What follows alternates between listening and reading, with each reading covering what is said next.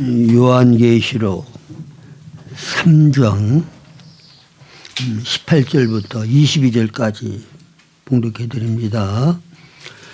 요한계시록 3장 18절부터 22절까지입니다. 내가 너를 권하노니 내게서 불로 연단한 금을 사서 부요하게 하고 흰옷을 사서 입어 벌거벗은 수치를 보이지 않게 하고 안약을 사서 눈에 발라 보게 하라. 물은 내가 사랑하는 자를 책망하여 징계하노니 그러므로 내가 열심을 내라. 회개하라. 볼지어다 내가 문 밖에 서서 두드리노니 누구든지 내 음성을 듣고 문을 열면 내가 그에게로 들어가 그와 더불어 먹고 그는 나와 더불어 먹으리라. 이기는 그에게는 내가 내 보호자에 함께 앉게 하여 주기를 내가 이기고 아버지 보호자에 함께 앉은 것과 같이 하리라. 귀 있는 자는 성령이 교회들에게 하시는 말씀을 들을지어다. 예. 지난 주일에는 하나님이 보시는 대로의 우리들 자신의 모습을 보자라고 하는 주제를 가지고 라오디게아 교회의 형편을 내용으로 해서 말씀을 드렸습니다. 우리가 영적으로 하나님과 바른 관계를 갖고 그리고 영적으로 정상적으로 자라야 되는데 근데 이것을 가장 방해하는 것 중에 하나가 무엇인가 하면 나 자신을 하나님 앞에서 바로 보지 못하는 거예요. 그러니까 다른 사람들이 나를 어떻게 보느냐, 다른 사람들이 보는 내가 있어요. 그리고 또 내가 나를 어떻게 보느냐, 내가 나를 보는 게 있고 하나님께서 나를 어떻게 보느냐 또 그게 있어요. 근데 다른 사람이 나를 어떻게 보든지 내가 나를 어떻게 보든지 그게 그렇게 중요한 게 아니고 가장 중요한 것은 하나님께서 나를 어떻게 보느냐는 게 가장 중요한 거예요. 그리고 하나님이 나를 보시는 것이 가장 정확한 나라 그 말입니다. 근데 많은 사람들이 다른 사람들이 나를 어떻게 보느냐는 거는 굉장히 주의를 기울이고 관심을 가져요. 그러니까 마태복음 6장에 보면 산상수훈에서 예수님께서 구제할 때, 금식할 때, 기도할 때 다른 사람들에게 보이려고 외식함으로 하지 말라 그러죠. 그건 뭔가 하면 우리가 내 어떤 영적인 경건 생활을 통하여 다른 사람들에게 영적인 존경을 받고 나의 영적인 뛰어남을 과시하고 인정받으려고 하는 본성이 있단 말이에요. 그게 타락한 인간의 가장 깊이 뿌리 박은 본성이에요. 바벨의 원리가 우리가 우리의 이름을 내자는 거잖아요. 그래서 많은 사람들이 다른 사람들 앞에 내가 거룩하고 뛰어난 영적인 사람인 것을 보이려고 외식하는 그런 행동을 하기가 쉽단 말이에요. 그리고 또 자기가 자신을 교만한 사람들은 어떻게 생각하는가 하면 다른 사람들과 비교해서 나는 적어도 그런 사람 같지 않고 영적으로 뛰어난 사람이다. 경건한 생활을 하고 있는 사람이다. 그렇게 자만심을 가지고 남을 무시하는 태도를 가지고 살기가 쉽단 말이에요. 그게 누가복음 18장에 세리와 바리새인이 성전에 들어가서 기도할 때 바리새인의 그 기도하는 태도가 그 모습이잖아요. 나는 일회에 2번씩 금식하고 소득의 11조를 바치고 저 세리와도 같지 아니함을 감사하나이다. 세리와 자기를 비교해서 자기는 월등히 하나님 앞에 뛰어난 영적인 사람이고 하나님과 더 가까이 있는 사람이라고 자신이 생각하고 있는 거야. 그런데 하나님이 보시는 세리와 하나님이 보시는 바리새는 어때요? 세리는 감히 하나님 앞에 고개도 못 들고 성전 뒤에서 주여 죄인으로서이다. 자기의 죄된 모습을 인하여 탄식하고 하나님의 긍휼과 은혜를 구했잖아요. 그런데 세리는 긍휼과 은혜를 입었어요. 바리새인은 물리침을 받았어. 교만한 자를 물리치시고 겸손한 자에게 은혜를 주신다 그랬잖아요. 그 말씀대로 자신의 하나님 앞에 어떠한 존재라는 것을 바로 깨닫고 긍휼과 은혜를 구한 세리는 긍휼과 은혜를 입고 죄 용서함을 받고 죄에서 자유함을 얻었지만 자칭 자기가 거룩하고 의로운 사람이라고 착각하고 있는 바리새인은 하나님 앞에서 물리침을 받게 되었다는 거예요. 그래서 여러분들이 영적으로 내가 하나님 앞에 어떤 존재라고 하는 거 이거 바로 깨달아야 돼요. 그런데 내가 하나님 앞에 기뻐하심을 받고 하나님의 사랑 가운데 거하고 포도나무 가지가 포도나무에 붙어있는 그런 정상적인 그런 관계가 아닌 거는 우리들이 영적으로 거듭난 사람이라고 하면 느낄 수가 있어요. 자, 요한일서에 보면 우리가 거듭나서 하나님의 자녀가 됐으면 그 생명의 관계는 절대로 끊을 수가 없어요. 한번 구원받고 하나님의 자녀가 되었으면 영원한 하나님의 자녀고 영생을 얻은 자고 영원한 새하늘과 새 땅에 들어가서 영생할 자가 되는 것, 이거는 변기할 수가 없어요. 왜? 하나님의 은혜로 되어진 것이고 하나님의 사랑으로 우리를 그렇게 택하셨기 때문에 그거는 조건 없는 것이기 때문에 그렇게 변할 수가 없어요. 그러나 요한일서 1장에 보면 하나님과의 생명의 교통, 교제는 얼마든지 끊어질 수가 있어. 우리가 거듭났으면 이제는 어둠 흑암의 권세에서 벗어나 하나님의 빛의 아들의 나라를 우리가 옮겨졌잖아요. 그리고 우리는 빛 가운데 빛의 생활을 해야 되거든요. 그게 하나님의 빛이신데 거듭난 빛의 자녀들이 스스로 어둠 가운데 생활하게 되어지면 빛과 어둠은 교통할 수가 없어요. 교제할 수가 없어. 어둠이 빛 가운데 가면 완전히 소멸될 수밖에 없어요. 그리고 우리가 하나님 앞에 죄를 범하고 어둠 가운데 행하면 하나님과의 교제가 끊어져. 생명의 교통이 안 된다 그 말이에요. 그래서 요한일서 1장 9절에 보면 만약 우리가 어둠 가운데 죄를 범하고 하나님과의 생명의 교제가 단절되어 있을 때는 이걸 어떻게 회복해야 되느냐.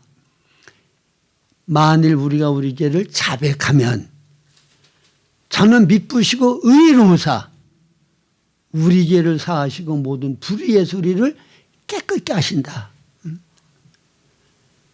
우리가 하나님과 생명의 교제와 교통을 가질 수 있는 거는 내가 율법적으로 주님의 요구를 다 바로 행해서 내가 의로워져서 하나님과 생명의 교통을 가질 수 있는 게 아니에요. 예수님께서 우리의 모든 죄벌을 대신 다 담당하시고 죄와 사탄의 속박에서 자유 해방케 하시고 하나님 앞에 우리를 의롭다 인정을 받을 수 있도록 주님께서 우리의 의가 되어 주셔서 예수의 이름으로 예수 때문에 하나님과 화목하게 된 거고 하나님과 생명의 교통을 할 수가 있게 된 거야. 내가 의로운 행동을 통하여 그 의를 가지고 하나님과 교제하고 교통할 수 있는 게 아니란 말이에요. 예?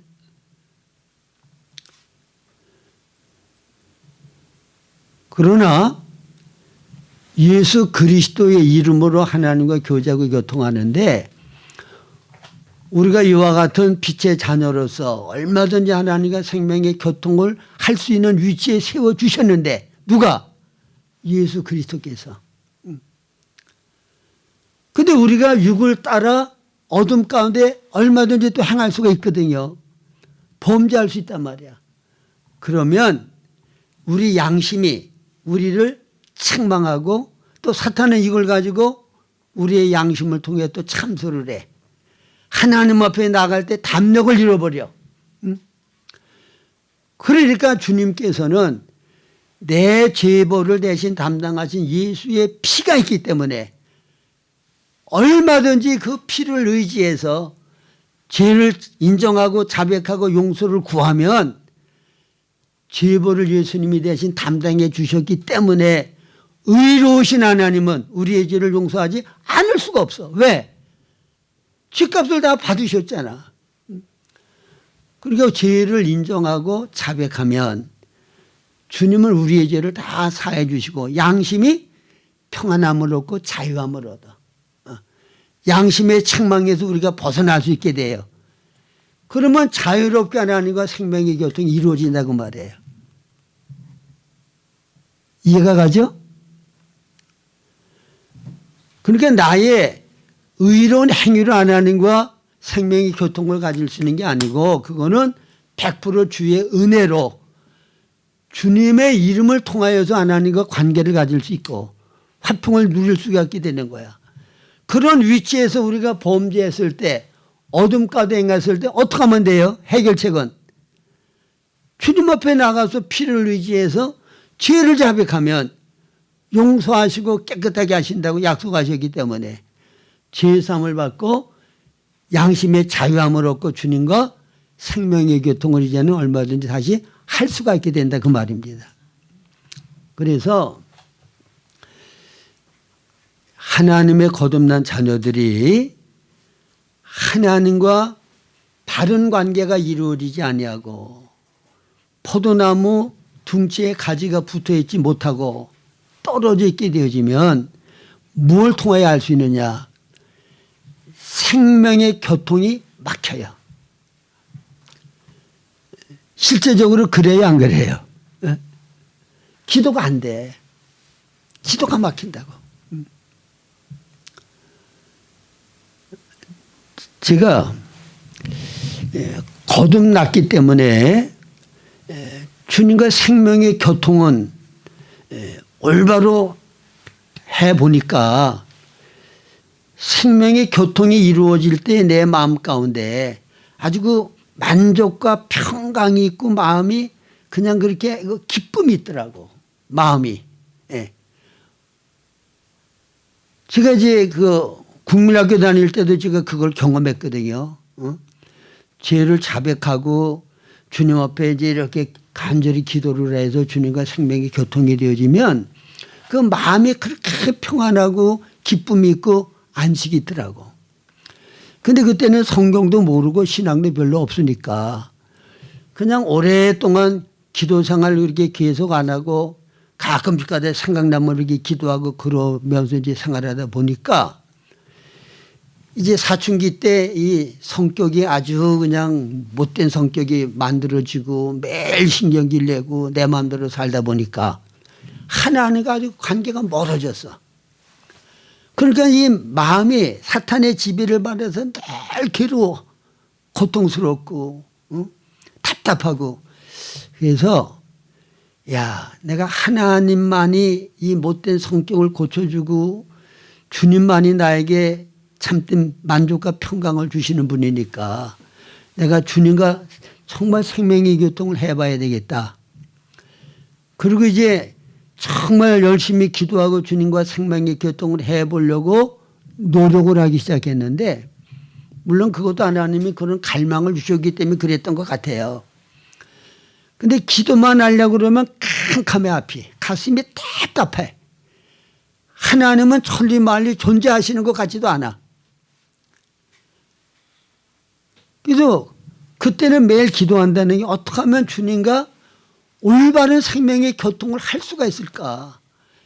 그래서 매일 하나님 기도의 문 좀 열어달라고. 기도의 문을 열어달라는 게 뭐예요? 생명의 교통을 할 수 있게 해달라는 거야. 나 좀 만나달라는 거야. 응?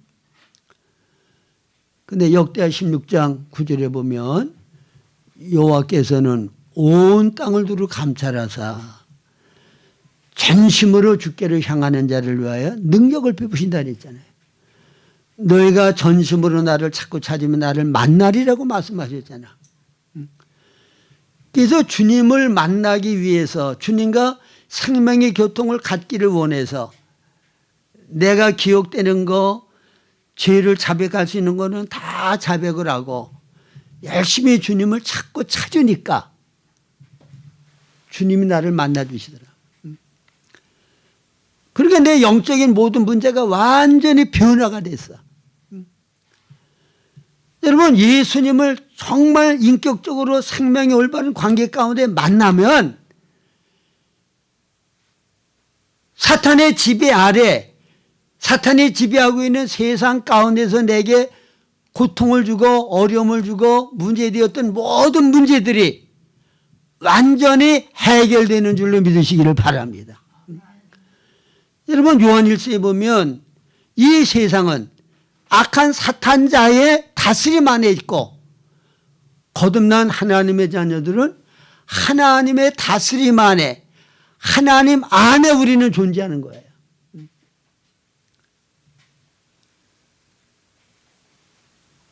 예수님은 십자가에 죽고 부활하심을 통하여 사탄이 다스리는 예창조를 다 끝내셨고 다 이기셔서 하늘과 땅과 땅 아래에 있는 모든 것들의 권세를 주님이 가지셨어요. 마귀도 예수님의 이름에 무릎을 꿇고 예수를 주로 시인했단 말이에요. 빌립보서 2장 5절 이하의 말씀이 그 말씀이잖아요. 하늘에 있는 것들과 땅에 있는 것들과 땅 아래에 있는 모든 것들이 예수의 이름에 무릎을 꿇고 예수 그리스도를 주라 시인하여 하나님께 영광을 돌리겠다. 여러분, 전쟁을 해서 완전히 패배하면 그 모든 장수고 임금이고 다 끌어다가 굴복시키죠. 왜? 이제 국권이 완전히 상실되어진 거야. 예수님은 사탄이 다스리는 세상의 모든 권세, 마귀의 모든 역사, 예수님이 십자가에서 승리하심을 통하여 예수의 이름에 다 무릎을 꿇어서 모든 것을 이기셔서 다스리시는 그분이 우리의 주인이고 우리의 왕이란 말이에요. 그분 안에 살면 우리가 뭐가 부족해요? 두려워할 게 뭐가 있냐고. 염려할 게 뭐가 있냐고. 네? 우리가 그분과 올바른 생명의 교통을 안 가지니까, 가지가 포도나무에서 떨어져 있으니까, 사랑 안에 거하지 아니하니까 우리가 사탄의 지배하는 세상 아래에서 이런저런 염려, 두려움, 고통하면서 살게 되어진다 그 말입니다. 주님께서는 돌이켜서 주님께로 돌아오기만 하면 돼. 회개만 하면 된다고. 그러니까 여러분, 여기 라오디게아 교회를 보셔요. 주님이 보실 때는 눈이 멀어서 영의 세계를 못 봐. 주님이 어떤 분인 줄을 못 봐. 가련해. 벌거벗은 수치를 그냥 드러내고 제대로 옷을 입지 않은 그런 수치스러운 벌거벗은 모습을 가지고 산단 말이야. 곤고해, 가난해. 그래서 주님께서 너 어떻게 그런 상태로 그렇게 지낼 수 있냐. 회개하라는 거야, 회개. 그래서 주님께서 라오디게아 교회를 향하여 권면하시는 말씀이 여기 18절부터 나오죠. 내가 너를 권하노니 내게서 불로 연단한 금을 사서 부여하게 하고, 불로 연단한 금을 사라는 말은 무슨 말인가 하면 성경에서 금은 두 가지로 상징되어져요. 하나는 변하지 아니하는 하나님의 본성, 그거를 이제 금으로 상징했죠. 그래서 새 예루살렘의 모든 길은 정금으로 되어 있어요. 그거는 하나님의 생명의 본성으로 되어 있다는 거예요.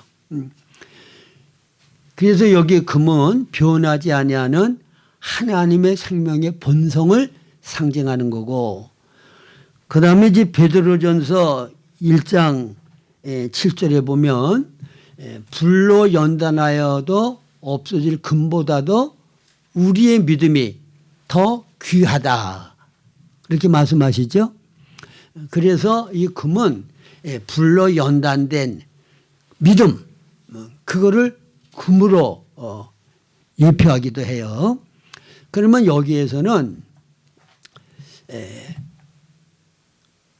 믿음을 통하여서 하나님의 모든 생명의 본성을 우리들이 충만히 받아들일 수 있는 거거든요. 하나님과 같이 거룩한 삶을 우리가 살아야 되는데, 하나님의 거룩하신가 같이 우리가 거룩하게 되는 것은 우리가 믿고 순종을 통해서 그렇게 되어지는 거예요. 영적으로 성장하는 것, 타락한 본성이 내 안에서 점점 감소되어지고, 하나님의 본성, 거룩한 그리스도의 형상이 내 안에 점점 더해지는 것, 무엇으로 되느냐? 하나님의 말씀을 믿고 순종함을 통하여 이게 이루어진단 말이에요. 그러니까 이 라오디게아 교회는 이 금보다도 더 귀한 이 믿음을 버렸어. 그래서 주님과 거리가 멀어진 거예요. 그래서 여러분들이 성경에 특별히 히브리서 11장에 보면 믿음으로 산 위대한 하나님의 사람들이 나오잖아요. 근데 이건 믿음은 그냥 거저 쉽게 얻어지는 것이 아니라, 물론 우리가 맨 처음에 예수를 영접하고 구원받는 믿음은 하나님의 은혜로 선물로 주어지는 거예요. 그러나 그 다음에 우리가 그리스도 형상으로 거룩한 모습으로 성장하는 데에는 하나님의 말씀을 믿고 순종하는 게 있어야 되는데, 여기에는 반드시 대가가 지불되어야 돼. 뭐가 지불되어야 된다고요? 대가. 그래, 여기 본문 말씀이 뭐라고 얘기를 해요? 응? 내가 너를 권하노니 내게도 불로 연단한 금을 사서, 금을 어떻게 하라고? 사라고 그러잖아요. 이거 거저 은혜를 주어지는 게 아니야. 대가를 지불해야 금을 살 수가 있는 거야. 여러분들이 마태복음 25장에 보면 열처녀 비유가 나오죠. 미련한 5 처녀들이 그 기름 준비를 충분히 못했어요. 신랑은 오는데 등불을 꺼져가. 그러니까 넉넉히 기름 준비한 처녀들에게 그 기름 좀 우리에게 나눠달라고 그랬더니, 우리도 쓸 게 부족할지 모르니까 가서 기름을 사오라고 그러잖아. 기름을 사는 거야. 그래서 오늘날 성경을 잘못 이해하는 사람들이 모든 게 다 하나님의 은혜라만 되는 거고 우리가 할 일은 아무것도 없다, 그렇게 주장하는 사람들이 요즘 많이 생겨요. 주위에서 많이 봐. 근데 그 균형을 잃어버린 거야. 하나님이 우리에게 은혜를 주셔서 그걸 받아 누리는 부분이 있고, 그 은혜를 받은 사람으로서 하나님과 협력해서 우리가 영적으로 그리스도 형상으로 성장하는 면이 있는데, 우리가 영적으로 성장하고 하나님을 살아 나타내는 이 면은 대가가 지불돼야 돼. 내가 행하는 책임이 반드시 거기에 따른다 그 말이에요. 그거 안 하면 아무것도 나는 얻을 게 없게 되어져요. 금을 사라 그랬는데 대가를 지불 안 하면 금이 하늘에서 저절로 뚝 떨어져서 내 거 되는 거 아니에요. 여기 산다고 하는 거는 대가가 지불된다는 말이야. 아브라함이 하나님께 제물로 드린 이삭이 하나님 앞에 큰 복을 받았어요. 근데 그 복이 아무 대가 없이 받은 복 아니에요. 물론 하나님께서 아무 대가 없이 나타나셔서 본토 친정 아비 집을 떠나 내가 내게 지시한 곳으로 가라. 그러면 내가 너에게 이와 같은 복을 내리리라. 거기에도 조건이 따르죠. 본토 친정 아비 집을 떠나 내가 지시한 곳으로 가면 내가 너에게 이러이러한 복을 주겠다는 거예요. 약속. 그 다음에 하나님께서 독자 이삭을 저 모리아산에 제물로 갖다 제물로 바쳐라. 잡아가지고 불태워 번제물로 바치라는 거야. 자기 아들을. 아브라함이 그 말씀대로 아침 일찍 일어나서 아들을 데리고 아들 부사를 장작을 미리 다 준비해가지고 그래가지고 모리아산으로 올라가서 막 잡으려고 그럴 때 하나님께서 네가 나를 경외하는지 내가 알았다. 그리고는 이제 예비하신 순장을 번제물로 드리게 하고 그리고 나서 이삭에게 하나님이 복을 내리셨는데 하나밖에 없는 독자를 드렸더니 이삭을 통해서 하나님이 하늘의 별과 같이 바다의 모래와 같이 자손을 번성케 해 주시겠다. 이건 뭐 상상할 수 없는 복이죠. 자, 이삭에게 이와 같은 복을 하나님이 내려주시는 것이 아브라함이 아무것도 안 했는데 일방적으로 주신 복이에요. 제물로 바쳤기 때문에 하나님을 경외하고 참된 예배를 드렸기 때문에 하나님께서 드린 이삭에게 그 복을 약속하셨고 베풀어 주셨다. 그 말이죠. 네? 이게 대가를 지불하는 거예요. 여러분 참된 믿음에는 대가가 지불돼요. 내가 하나님의 말씀대로 이렇게 순종하면 내가 너희들에게 이렇게 하겠다. 사실이 있고 약속이 있는데 성경에는 사실은 일방적으로 하나님께서 우리에게 주신 은혜야. 거기는 우리 행할 게 없어. 그냥 믿음으로 받아들이기만 하면 되는 거야. 독생자를 주셨는데 저를 믿으면 멸망지 않고 영생을 얻는다. 독생자를 주시기 위하여 우리가 행하는 거 없어요. 일방적으로 주셨어.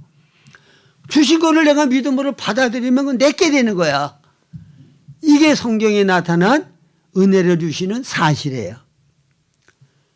그 다음에 성경의 약속은 반드시 조건이 있어. 너희들이 이렇게 하면 내가 너희에게 이렇게 하리라는 거예요. 그러니까 성경을 보면은 여러분들이 많은 약속을 여러분들이 볼 수가 있죠. 부모를 공경하라. 그래야만 내가 땅에서 잘되고 장수하리라. 그리고 이거는 이 땅에서 약속 있는 첫 계명이니 그랬거든요. 인륜의 계명 가운데 하나님이 복을 약속하신 첫 번째 계명이 부모 공경하라는 거란 말이에요. 이건 조건적인 거예요. 너희들이 이렇게 하면 내가 이렇게 하리라는 거죠. 그러니까 이게 금을 사는 것도 하나님께서 우리에게 말씀하신 바를 온전히 믿음으로 순종하게 되어지면 살아있는 생명력 있는 믿음을 내가 갖게 되어지는 거예요. 그래서 믿음도 큰 믿음이 있고 적은 믿음이 있잖아요. 믿음은 성장하고 자라는 거야. 적은 거 하나 순종을 했더니 주님의 약속하신 말씀대로 실제가 경험되어지잖아요. 그러면 주님의 말씀에 대한 확신이 더 생겨. 아, 주님은 거짓말하지 아니하시고 진실한 말씀이고 성경 말씀은 약속한 말씀대로 반드시 되어지는 거로구나. 체험적으로 내가 알게 되어지니까. 그러니까 더 큰 믿음을 가지고 더 온전히 순종할 수 있게 되는 거예요. 그래서 여러분들이 아브라함이 독자 이삭을 제물로 바치라 그럴 때 이거는 아주 장성한 사람만이 순종할 수 있는 그런 걸 요구하신 거잖아요. 이 믿음이 갑자기 생긴 거 아니에요. 아브라함도 연약해서 하나님의 말씀대로 온전히 순종하지 못하고 실수를 많이 했잖아요. 하나님이 지시하는 곳으로 가라. 근데 흉년이 드니까 자기 마음대로 가나안을 떠나서 애굽으로 내려갔잖아요. 그다음에 끝까지 약속을 신뢰하고 믿지를 못하고 초불 아내로 맞아가지고는 이스마엘을 낳았잖아요. 그런 것들은 하나님 앞에 온전히 순종하지 못한 거거든. 바른 믿음 생활이 아니란 말이에요. 근데 그런 과정을 다 통과하고 이제는 하나님을 정말 믿을 수 있는 분으로 신뢰하고 어떤 명령을 해도 온전히 순종할 수 있는 사람으로 만들어진 거야. 그래서 독자 이삭을 하나님 앞에 드릴 수 있는 믿음을 가지게 된 거죠. 그래서 하나님께서 감당할 수 없는 시험은 허락하지 않는다 그랬잖아요. 우리에게 하나님이 말씀하시고 요구하실 때 내 신앙 인격을 보고 내 신앙의 정도를 보아서 감당할 수 있는 것만 요구하시지 감당할 수 없는 거 요구 안 하셔요. 그래서 우리가 대가를 지불하고 이 금을 사야 돼. 믿음을 우리가 성장할 수 있도록 믿음이 더해지도록 우리들이 생활해야 된다는 거예요. 그 다음에는 뭐라고 권면을 하시는가 하면 내게 연단한 금을 사서 부유하게 하고 흰옷을 사서 입어 벌거벗은 수치를 보지 않게 하고 흰옷을 사서라고 하는 말은 무슨 말인가 하면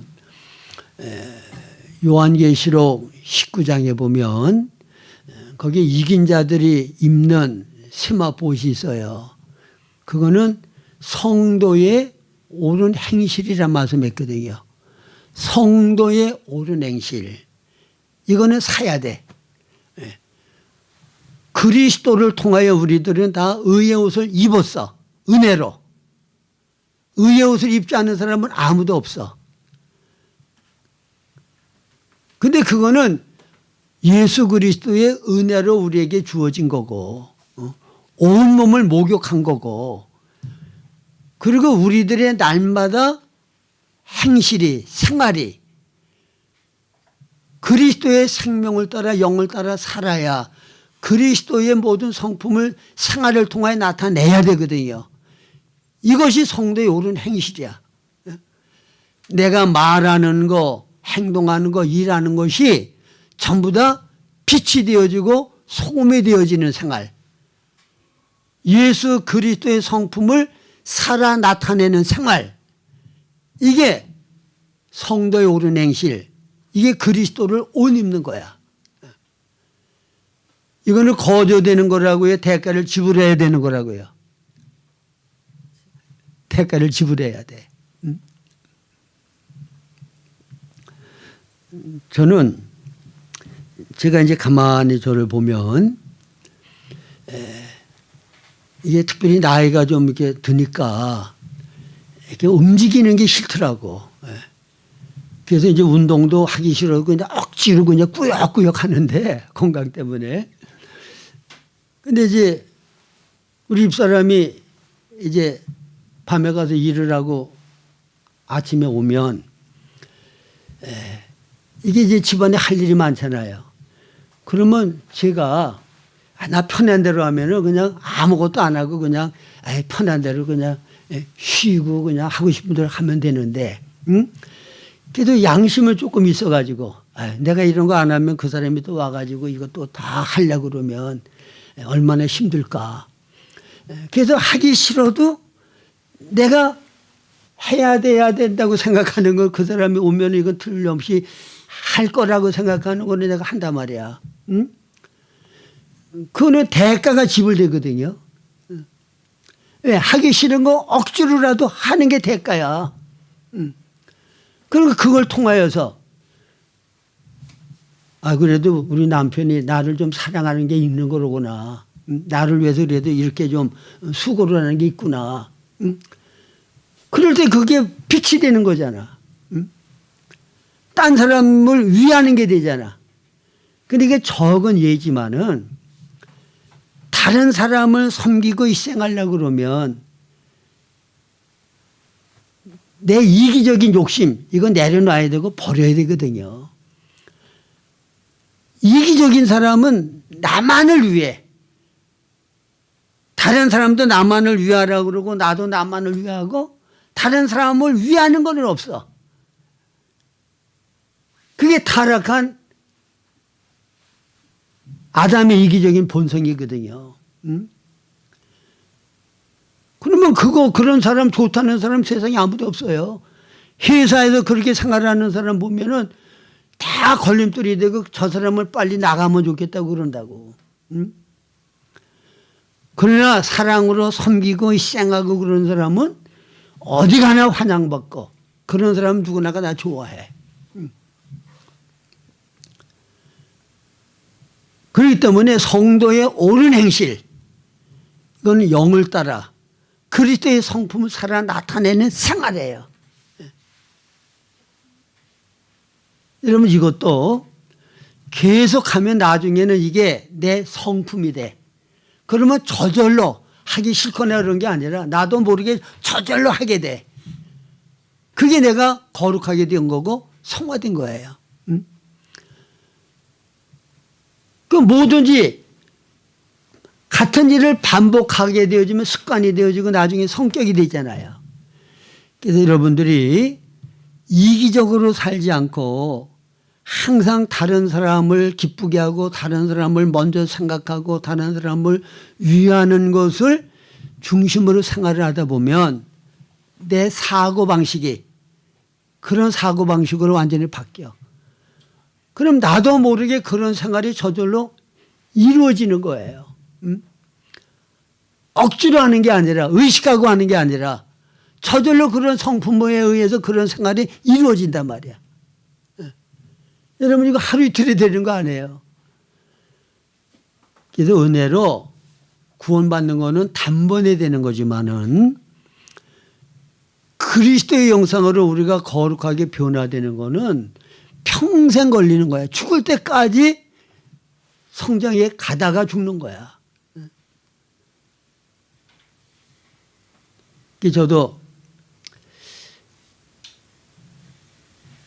평생을 목회를 했잖아요.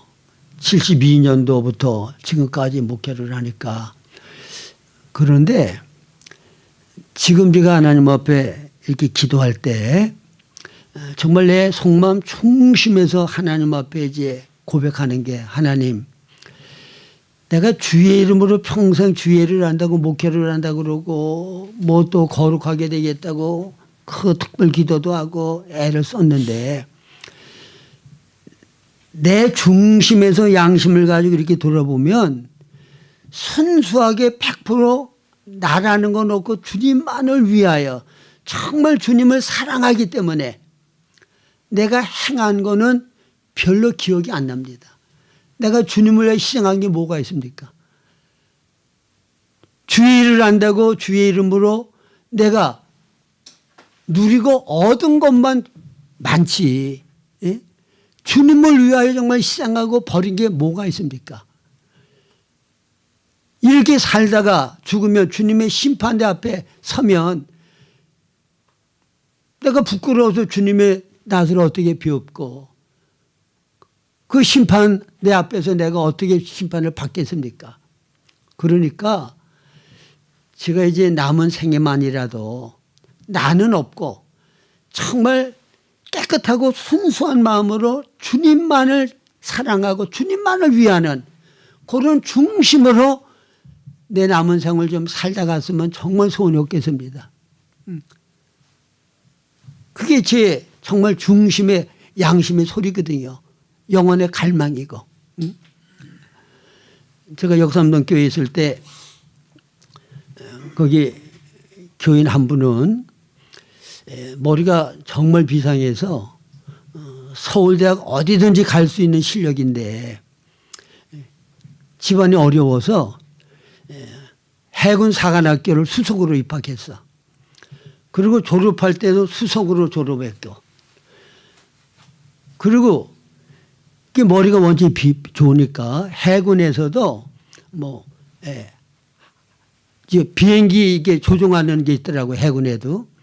그래서 자기는 해군에서도 비행기 조종하는 조종사 그 일을 했다고 그러더라고요. 그리고 큰 군함도 몰고. 그러니까 그분은 보면 뭐 자전거 물론 탈 줄 알겠고, 그다음에 자동차, 뭐 배, 군함 같은 거를 운항할 수 있고, 비행기 못하는 게 없잖아요. 그리고 은퇴하고 나이 많아서도 항공에 관한 거 그 원서책 번역해서 그 원고료를 받는 그 일을 하더라고. 실력이 얼마나 좋아. 근데 저는 세상적으로 보면 자랑할 게 뭐가 있어요. 육군 병장 출신이잖아. 세상적으로 보면 그 사람 앞에는 나는 아무 명함도 내밀 게 아무것도 없어. 근데 내가 예수의 이름 때문에 목사로 하나님의 말씀을 가르치는 것 때문에 그분이 목사님하고 겸손하게 성경 배우고 목사 권위 아래 그분이 순종하고 따른단 말이야. 세상적으로 내가 무슨 권위가 있고 훌륭한 게 있어서입니까? 예수의 이름 때문에 목사라는 직임 때문에 하나님의 말씀 때문에 이런 존경을 받잖아. 그런 사람들에게. 그 예수의 이름 때문에 목사라고 하는 사역을 감당하는 것 때문에 받는 것은 너무너무 많아. 누리는 거 너무 많아. 근데 주님을 위하여 정말 순수하게 드린 게 뭐가 있냐고.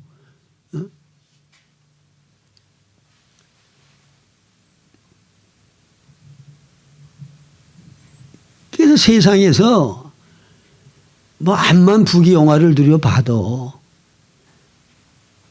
주님의 심판대 앞에 설 때 잘했다 착하고 충성된 종아, 그리고 빛 가운데 드러날 때 주님에게 칭찬과 영광과 존귀를 받을 것이 아닌 거면 무슨 가치가 있고 무슨 소용이 있어요.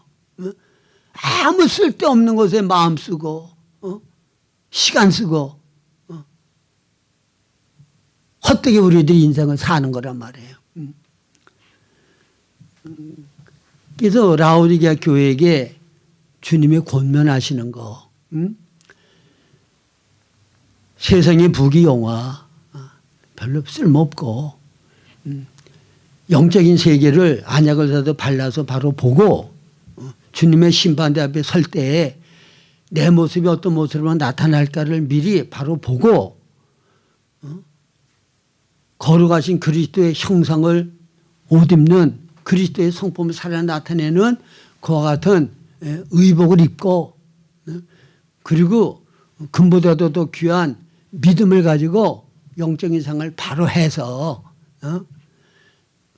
그래서 주님 앞에 서는 날 이긴 자로서 여기 뭐라고 그래요?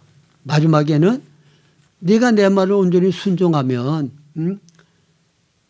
나를 영접하고 나를 주인으로 다스림 가운데 내가 살면 내가 하나님의 말씀을 순종해서 아버지의 보호자에 앉은 것과 같이 너도 그와 같이 보호자와 함께 앉게 해주겠다. 이보다도 더 영광스러운 게 어디 있어요? 이게 우리가 목적해야 되고 소망해야 될 일이라고 말해요. 그리고 나서 주님이 권면하시는 말은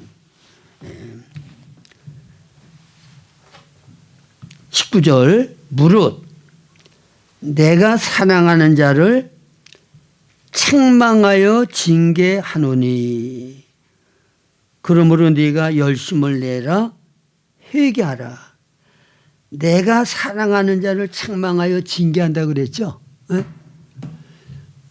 여러분 거듭나지 아니한 사람 그냥 종교생활하는 사람이 교육 가운데 참 많아요. 그런 사람은 어떠한 일을 해도 징계 없어. 하나님의 자녀가 아니기 때문에 징계 안 해.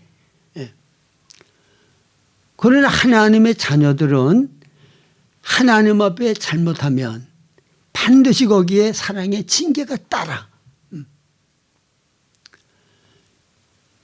그래서 하나님의 징계가 있으면 우리가 그것을 바로 깨달아야 돼요. 그래서 20절에 보면 볼지어다 내가 문 밖에서도 두드리노니 누구든지 내 음성을 듣고 문을 열면 내가 그에게로 들어가 그로 더불어 먹고 그는 나와 더불어 먹으리라. 내 음성을 듣고 문을 여는 거는 하나님이 사랑하여서 하셔서 징계를 할 때 열심을 내고 회개하는 거가 이게 바로 주님의 문을 두드리는 거예요.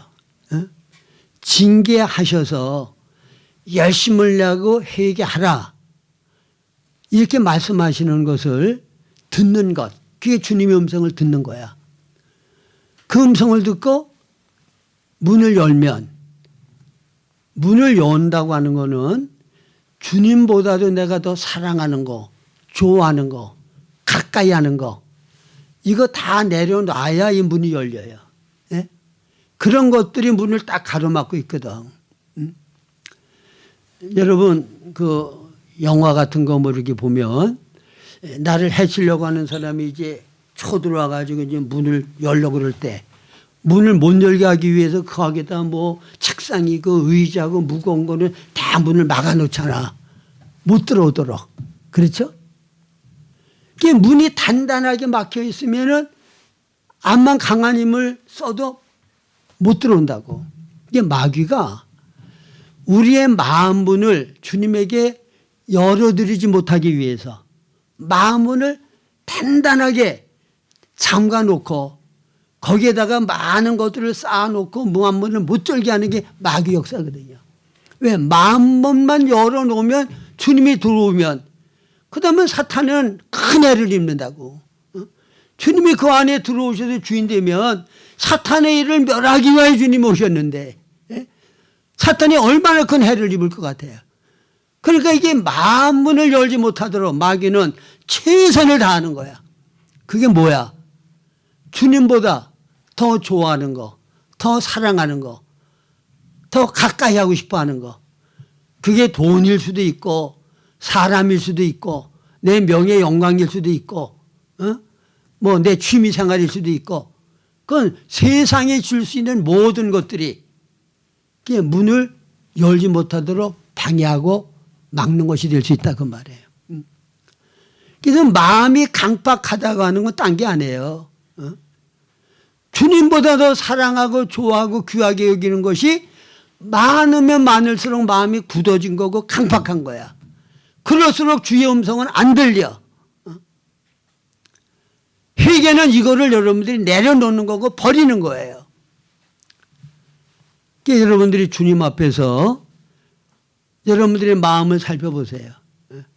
주님을 가장 사랑하는지 내 마음과 뜻과 힘과 정성과 목숨 다해서 내 사랑의 1위 자리가 주님이신지 주님을 내가 가장 가까이 하고 싶은지 측근의 1위가 주님이신지 내가 주님을 가장 존중히 여기고 가장 첫째 자리에 놓고 주님을 대우하고 있는지 대우의 1위가 주님이신지 여러분들이 양심을 가지고 주님 앞에 보면 발견되어진단 말이에요. 그래서 이거 처리하지 않으면 주님과 바른 관계 못 가져요. 이거 처리하는 게 회개야. 이거 처리하는 게 대가를 지불하는 거야. 이게 나를 부인하고 십자가를 지는 거예요. 주님을 가까이 할 수 있고 주님 안에 거하고 주님과 친밀한 사랑의 관계 가운데 하나 되는 것은 방법은 라오디게 교회를 통해 주님이 분명하게 말씀하고 계시는 거예요. 그래서 영이 내 혼과 몸을 다스리고 지배해야 되거든요. 그래서 로마서 8장 13, 14절에 보면 너희가 육신대로 살면 어떻게 한다고? 반드시 죽을 것이로되 영으로 몸의 행실을 죽이면 산다고 그랬죠. 육신을 따르는 자는 육신의 애를, 영을 따르는 자는 영의 애를 생각하나니. 육신의 생각은 사망이요 영의 생각은 생명과 평안이라고 그랬죠. 그러니까 영이 내 생각은 혼에 속한 거거든요. 혼을 온전히 지배하게 되면 몸은 혼에 의하여 통제받는 거거든요. 그러니까 영이 혼의 생각을 통제하고 다스려야 돼. 그러면 혼과 몸이 영의 다스림을 받아서 영을 따라 사는 생활이 되어진단 말이에요. 그러려고 하면 이 마음이 이 중간 역할을 해요. 혼과 영의 중간 역할을 하는 게 뭐라고? 그게 마음이야. 그러면 마음은 성경에 보면 영과 혼과 몸의 기능, 생각, 감정, 의지에다가 영의 기능인 양심을 더한 것을 성경에서는 마음이라고 그래요. 그래서 요한일서 3장 12절 이하인가 보면 만일 우리 마음이 우리를 책망할 것이 없으면 하나님 앞에 담대함을 얻고 무엇이든지 구하는 바를 그에게 받나니. 이는 우리가 그의 계명들을 지키고 그의 기뻐하신 바 뜻을 행함이라고 그랬죠. 우리 마음이 우리를 책망할 것이 없으면 이게 뭐예요? 양심. 마음에 양심의 기능이 있다는 걸 얘기하는 거잖아.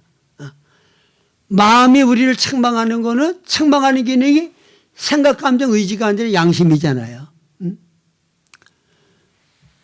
그러니까 이 양심은 믿음과 직결되어 있어요.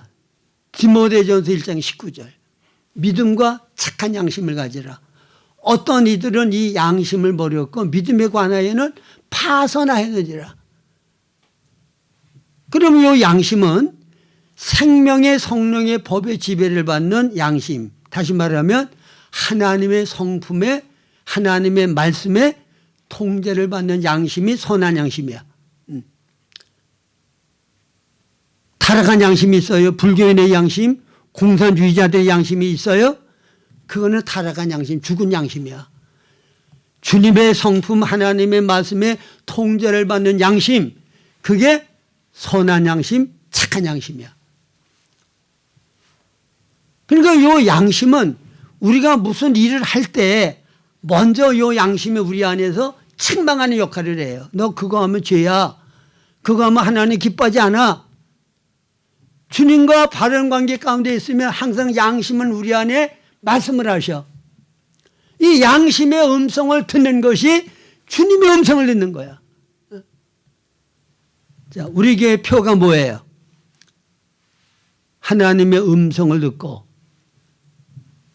하나님과 동행하는 삶을 사는 교회죠. 요한복음 10장 27절에 내 양은 내 음성을 듣고 나는 그들을 알고 그들은 나를 따르는지라. 음성을 듣고 나를 따르는 것이 주님과 동행하는 거야. 주님과 동행하려고 그러면 반드시 음성을 들어야 돼. 그런데 가장 기본적으로 주님이 우리에게 말씀하는 기관은 양심을 통해서 끊임없이 말씀하셔. 말씀은 통제하고 잘못된 길로 가지 않도록 규정하는 역할을 하는 게 이 말씀이거든요. 하지 말라는 거야. 율법의 역할. 그 다음에 이제 기름 부음의 인도함이 성경 말씀에 기록되어 있지 않냐. 우리 개인에 관한 주님의 뜻을 알려주시는 게 기름 부음의 인도고 그게 직감을 통해서 우리들이 알 수 있는 건데, 근데 가장 중요한 거는 여러분들이 양심의 음성을 들어야 돼요. 근데 이 양심도 주님이 양심을 통하여 말씀하실 때 늘 거부하고 양심에 거리끼는 바를 계속 행하면 양심은 점점 둔해져서 권위를 잃어버려. 나중에 양심의 소리 안 들려. 바늘도둑이 소도둑 될 수 있는 거야. 그러니까 여러분들이 하나님과 바른 관계를 가지려면 주님이 내 안에 주인으로 왕으로 모시고 그래서 그분 안에 살아서 주님의 보좌에 함께 참여하는 자가 되기를 원한다고 하면 주의 음성을 들어야 돼. 주의 음성을 듣는 가장 기본은 우리의 양심을 통하여 말씀하시는 바를 온전히 순종할 때 우리 안에 주님 안에 다른 것들 사랑하고 좋아하고 우상으로 만들어 놓고 있는 것들을 하나하나 제거되어지고 주님 앞에 막힌 것 없이 친밀한 사랑의 깊은 관계 가운데 주님 안에서 하나로 살 수 있는 삶이 이루어질 수 있다는 거 굳게 잡으시기 바랍니다. 예.